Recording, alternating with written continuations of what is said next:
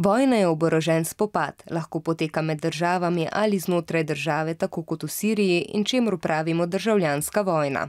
Vsaka vojna je zelo težka za ljudi, zato tudi pri vojskovanju veljajo določena pravila. Eno od pravil je, da je v spopadih prepovedano uporabljati kemično orožje ali strupene kemikalije. Če so te kemikalije v bombah, granatah ali minah, se ob eksploziji sprostijo in zajamejo določeno območje.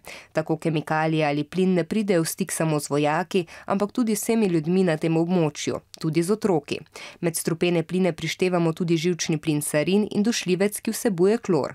Opazovalci dogajanja v Siriji sklepajo, da je bila uporabljena ena od teh strupenih kemikalij. Strupi pa povzročajo kašelj, dušenje in invalidnost.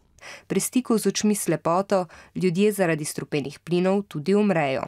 Kemično orožje je izjemno nevarno in ne loči med vojakom in civilistom, zato je prepovedano po vsem svetu. Uporabljati ga ne bi smel nihče.